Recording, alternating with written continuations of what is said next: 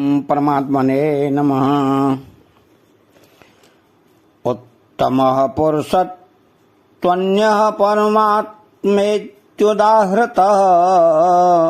यो लोकत्रयमाविश्य बिभर्त्यव्यय ईश्वर। अर्थात उत्तमः पुरुषत्वन्यः, पूर्व श्लोक में क्षर और अक्षर दो प्रकार के पुरुषों का वर्णन करने के बाद अब भगवान यह बताते हैं कि उन दोनों से उत्तम पुरुष तो अन्य ही हैं। जहां अन्य पद परमात्मा को अविनाशी अक्षर जीवात्मा से भिन्न बताने के लिए नहीं, प्रत्युत उससे विलक्षण बताने के लिए आया है। इसीलिए भगवान ने आगे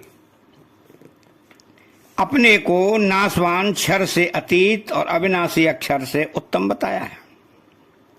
तो परमात्मा का अंश होते हुए भी जीवात्मा की दृष्टि या खिंचाव नाशवान क्षर की ओर हो रहा है। इसीलिए यहां भगवान को उससे विलक्षण बताया गया है। तो परमात्मेत्युदाहृतः, उस उत्तम पुरुष को ही परमात्मा नाम से कहा जाता है।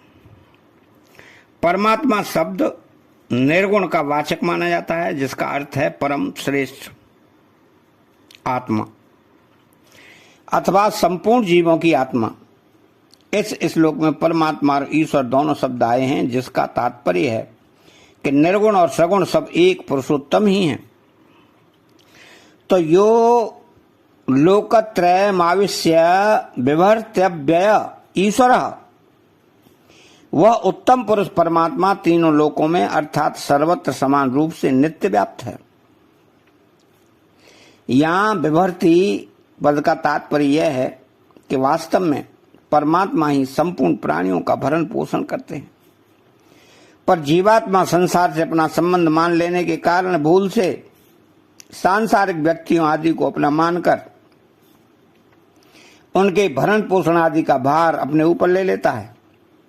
इससे वह व्यर्थ ही दुख पाता रहता है।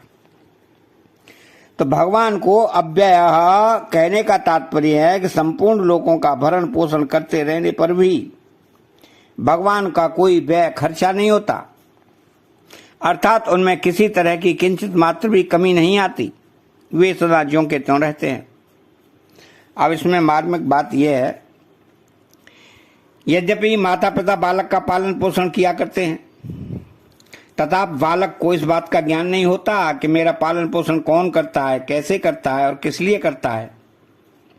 इसी तरह यद्यपि भगवान मात्र प्राणियों का पालन पोषण करते हैं, तथापि अज्ञानी मनुष्य को भगवान पर दृष्टि न रहने से इस बात का पता ही नहीं लगता कि मेरा पालन पोषण कौन करता है।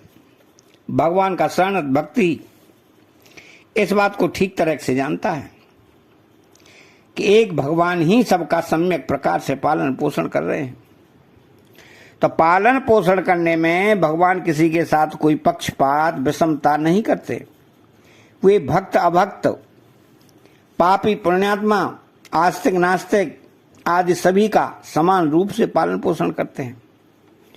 प्रत्यक्ष देखने में आता है कि भगवान द्वारा रचित सृष्टि में सूर्य सबको समान रूप से प्रकाश देता है, पृथ्वी सबको समान रूप से धारण करती है, वैश्वानर अग्नि सबके अन्न को समान रूप से पचाती है, वायु सबको श्वास लेने के लिए समान रूप से प्राप्त होती है, अन्न जल सबको समान रूप से तृप्त करते हैं इत्यादि। तो पुरुषोत्तम को अन्य कहने का तात्पर्य है कि क्षर और अक्षर तो लौकिक हैं, पर पुरुषोत्तम दोनों से विलक्षण अर्थात अलौकिक है। अतः परमात्मा विचार के विषय नहीं है, प्रत्युत श्रद्धा विश्वास के विषय हैं। तो परमात्मा के होने में भगवान, भक्त, संत, महात्मा, वेद और शास्त्र ही प्रमाण हैं। अन्य का खुलासा भगवान ने आगे के श्लोक में किया है। तो यो लोकत्रय माविष्य, इन पदों में मनुष्य का कर्तव्य तो मनुष्य लोक में है, पर भगवान का कर्तव्य तीनों लोकों में है। वास्तव में भगवान का अपना कोई कर्तव्य नहीं है, फिर भी वे केवल जीवों के हित के लिए कर्तव्य करते हैं। अतः चैनल को सब्सक्राइब करें, बेल आइकन घंटी को दबाएं और कमेंट बॉक्स में जय श्री कृष्णा लिखें। बोलो जय श्री कृष्णा।